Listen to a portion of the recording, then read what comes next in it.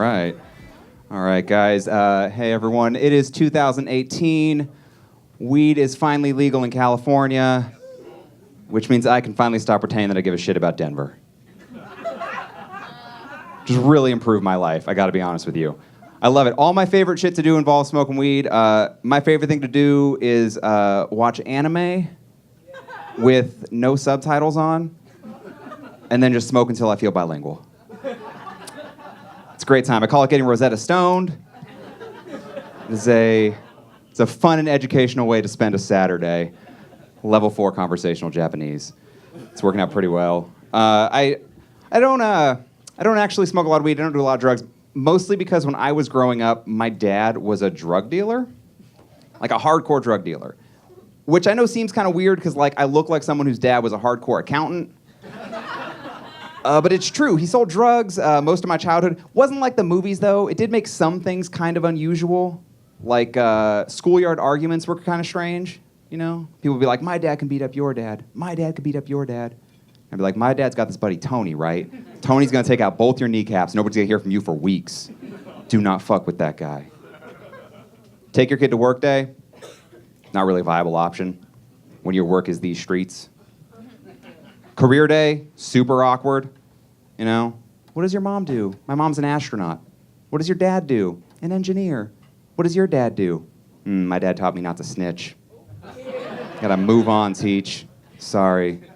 Next question. It's great. Guys, last year was a big year for me. I got married last year.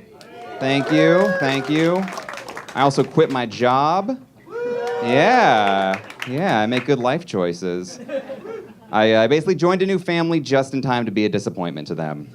It's working out pretty well for me. We wanted to tell my wife's family that I was going to focus more on comedy. We decided to tell them in Vietnamese. They're from Vietnam. We didn't just spin a wheel, pick a language. But I let my wife take lead. Afterwards, I asked her, I said, hey, how'd that conversation go? She's like, went really well. They were super supportive. I was like, that's great. One problem, she couldn't remember the Vietnamese word for comedian. Closest word she could think of was the word for clown. So basically, my in-laws now think that I am a professional clown. Just a little bit strange. I get hella excited when I pull a handkerchief out of my pocket. Her mom's like, ooh, I've seen this one before. There's more in there where that came from. I don't know. I like being married, though, although my wife is a morning person, so I think about divorce at least once a day, usually right up top, just to get it out of the way. But it's good times. We started dating in high school. We've been together a long time. I've been dating since high school. People always ask me, what's the secret to a long-lasting relationship? I'm going to tell you guys right now, the secret is fear. That's all. I am terrified of her leaving me. Because honestly, I don't think I could survive modern dating, right? Last time I had to woo a woman, it involved slipping a note in her locker during fourth period. I was like, do you like me? Check yes or no. Nowadays, it's do you like me? Check yes or no. No? All right, well, here's 12 pictures of my dick. Maybe that'll change your mind. No filter. I don't know. She's also the only person I've ever been with, which means I've had sex with one person my entire life. I don't want to find out in my mid-30s I've been fucking wrong all these years, guys. That's a lot to take in.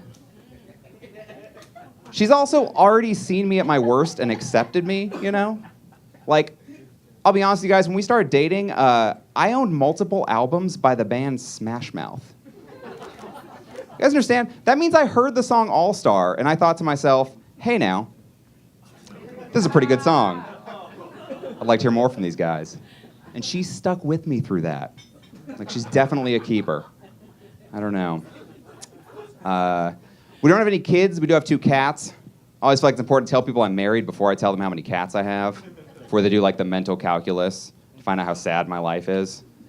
One of our cats recently got diagnosed with feline herpes, which is a thing that can happen to a cat. Yeah. That means I had to have a conversation with a medical professional about herpes in a cat. It's a strange time. I don't know. I'm going to leave you guys on this. I have this unusual problem where everywhere I go, I'm always getting confused for entry-level retail employees. Happens a lot at clothing stores. I'll be shopping, someone will come up to me and be like, excuse me, sir, do you have this in my size? The messed up thing is I'm a pretty nice guy, so 90% of the time, if you ask, I'll try to help you. I'll be like, I don't know, let me go check in the back. Come back out, here you go. When you get to the register, be sure to let them know Steve helped you out today. Guy behind the counter's like, who the fuck is Steve? I'm just back at the store going, employee of the month. Worst one, though, is it happened when I was driving down the or walking down the street and a woman asked me if I was her Uber driver. I'm going to run that back for you guys. I was walking down the street and a woman asked me if I was her Uber driver. Guys, I'm going to leave you with this. If your Uber driver shows up and they're not driving anything, they fucked up somewhere along that route, guys. My name's Steve Eulenberg. You guys have a great night.